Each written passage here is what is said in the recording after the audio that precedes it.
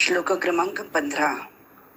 आत्मा परमात्मा च मुक्तानां परमागतिः अव्यय पुरुष साक्षी क्षेत्रज्ञोक्षर एव च. विष्णू सहस्रनामाचं 10वं नाम आहे पुतात्मा. पुतात्मा म्हणजे पवित्र आत्मा, पवित्र चित्त विष्णू, त्रिविक्रम उरुगाय शुद्ध अंतःकरण असो स्वसाक्षिको भावो यतस्वेनानुभूयते अतः परम स्वयं साक्षात प्रत्यगात्मा न चेतरः. विवेक चूडामणी 216. ज्या अर्थी हा आत्मा स्वतःच केवळ स्वतःकडून अनुभवला जातो त्या अर्थी हा आत्मा स्वयं साक्षी असतो. पुतात्मा स्वतः परमोच्च ब्रह्म आहे, अन्य कोणी नाही. येन बुधै अद्वितीयम आनंदम ब्रह्म संपद्यते.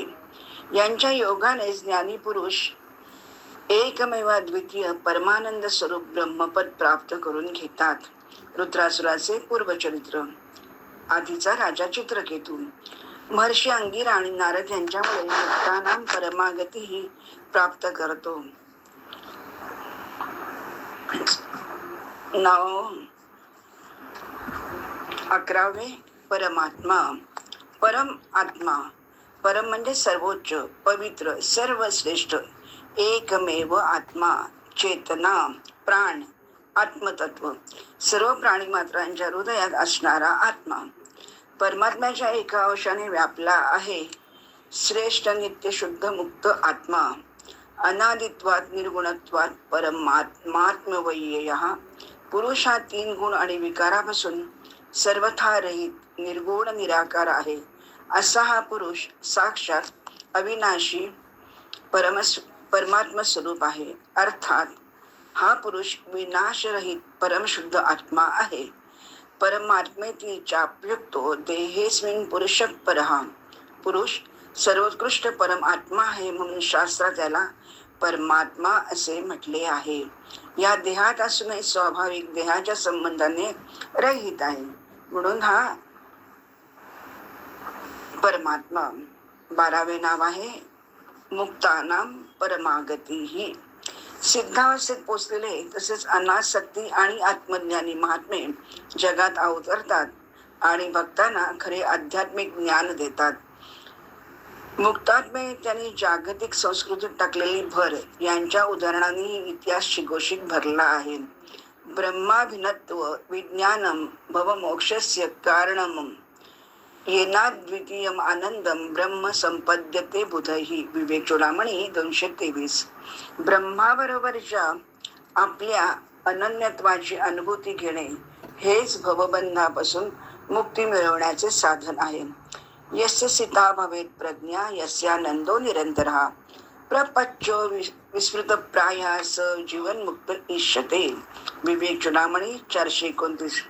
ज्याची प्रज्ञा स्थिरावलेली असते, ज्याचा आनंद निरंतर स्वरूपाचा असतो, त्याला अलौकिक जगाची विस्मृती झालेली असते, त्यालाच मुक्तानां परमागती असे म्हणावे. 13वा आहे अव्यय. अव्यय म्हणजे कधीही त्याचा व्यय होत नाही, खर्च होत नाही. व्यवहारात आपण धनाचा, वेळेचा, आयुष्याचा खर्च होतो असे म्हणतो. म्हणजे हे सर्व कमी कमी होत जाते. हे नटलेले विश्व माया सर्व लोक व्यय पावणार आहे, पण या सर्वांचा जो निर्माता आहे तो कधीच कमी होत नाही, व्यय होत नाही. पुरुष सुक्ताप्रमाणे सभूमी विश्वतो ऋत्वा तिष्ठत दशांगुलम. हे सर्व नटूनही तो दशांगमुळे उरलाच आहे म्हणून विष्णूचे अव्यय हे नाव सार्थ आहे. 14वे नाव आहे पुरुष. पुर म्हणजे नगरी. नवद्वारे पुरे गेही. नगरी चैतन्य रूपाने राहणारा ईश तो पुरुष. गीता. पुरुषस्य परपार्थ भक्त्या लभ्यस्त्वनन्या. गीता 8:22. हे अर्जुन, सर्व प्राणी मात्र ज्याच्या पोटात आहेत त्याने हे सर्व जग विस्तारले स्थापिले आहे. उत्तम पुरुषस्तन्या परमात्मेतु दारुतः. 15:16. अविनाशी विभाग हाच उत्तम पुरुष होईल, जो त्रैलोक्यात भरलेला असून सर्वांचे धारण पोषण करतो. त्याला पुराण पुरुष अशी संज्ञा आहे. ज्याच्या नावाने पुरुष सुक्त लिहिले त्याचे स्वरूप सहस्र शीर्षा पुरुष हा सहस्राक्ष सहस्रपाद, हजारो डोकी हजारो डोळे हजारो पाय असा पुरुष तोच हरी. 15वे नाव आहे साक्षी. स अक्षी द्रष्टा, प्रत्यक्ष डोळ्याने पाहणारा तसेच तटस्थतेने पाहणारा. गीतेतही 9:18 मध्ये गतिर्भरता प्रभू साक्षी निवास शरणम सुरू. व्यवहारात आपण साक्ष साक्षीदार म्हणजे तो पुरावा या अर्थाने वापरतो. अशीच एक कथा मी इथे सांगणार आहे. भगवंताला भक्तासाठी साक्ष द्यावी लागली. एकदा 2 ब्राह्मण वृंदावनात गेले. एक श्रीमंत वृद्ध व एक गरीब तरुण. साहजिकच प्रवासामध्ये थकव्यामुळे तरुण ब्राह्मणाने त्या वृद्धाची सेवा केल्यावरती तो त्याला काहीतरी मोबदला मिळावा म्हणून आपली तरुण सुरेख मुलगी त्याला द्यायचं कबूल करतो. हा हो नाही नाही नाही करतो. हे यात्रा करून घरी आल्यावर काही काळाने घरचे लोक मात्र मुलगी द्यायला नाकारतात. पुरावा काय विचारतात. पंचायत समिती नेमतात व साक्षीदार आण म्हटल्यावरती हा तडक वृंदावन गाठतो. सगळी हकीकत ऐकून कृष्ण साक्ष द्यायला तयार होतो. पण मी एका अटीवर, पायात घुंगरू बांधून चालेल. तू मागे पाहायचं नाही, अन्यथा मी तेथेच थांबेन. पण गाव जवळ आल्यावर मात्र घुंगरांचा आवाज थांबल्यावरती तो मागे बघतो. आता कृष्ण पुढे चालत नाही हे म्हटल्यावर हा धावत धावत पंचायतीला बोलावतो. तेव्हा मी कृष्ण या घटनेचा प्रत्यक्ष साक्षीदार आहे असं कृष्णाने म्हटल्याबरोबर त्या श्रीमंत मुलीचे त्या गरीब तरुणाशी लग्न लावून दिले जाते. ही घटना ओरिसा जगन्नाथपुरी येथे घडली. म्हणून कृष्णाचे साक्षी गोपाल मंदिर आहे. आजही जगन्नाथपुरीचे दर्शन याच्या साक्षीने पूर्ण होते. विवाहित जोडपे आशीर्वादासाठी येऊन आपली यात्रा पूर्ण करतात. दामाजी पंत, नरसी मेहता अशा अनेक कथात भगवंत भक्तासाठी साक्षी म्हणून राहतात. 16वं नाव आहे क्षेत्रज्ञ. स्वयं भगवंताने गीतेमध्ये अर्जुनासाठी क्षेत्रज्ञ विभाग योग नावाचा 13वा अध्याय सांगितला आहे.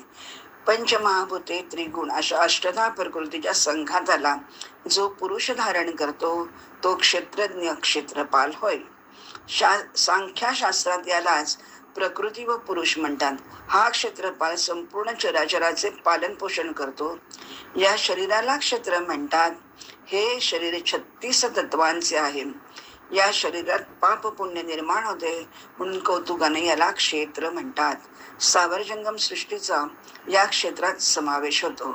हा पुरुष निर्गुण निराकार अकर्ता अभोक्ता आहे. केवळ त्यांच्या एका संकल्पाने एकोहम बहुश्याम अशी ही गुणमयी माया त्याचे सर्व बनून जगाची उभारणी करते. देह क्षेत्र गुणवान नाशिवंत दुःखरूप आहे. देहात राहणारा क्षेत्रज्ञ मात्र नित्य आनंद स्वरूप आहे. तो देहाच्या गुणधर्माने यत्किंचितही लिप्त राहत नाही. तो या देहाचा प्रकाशक आहे. देह आणि आत्मा यातील वेगळीक जाणण्यासाठी ज्ञानी अहर्निश प्रयत्न करतात. हे अर्जुना, तू माझ्याकडून हे जाणून घे. 17वे नाव आहे अक्षर. जे कधीही क्षीण नाश लय पावत नाही, जे सदैव असतेच असते. ते कोणत्या रूपाने ओळखले जाते तर ओम.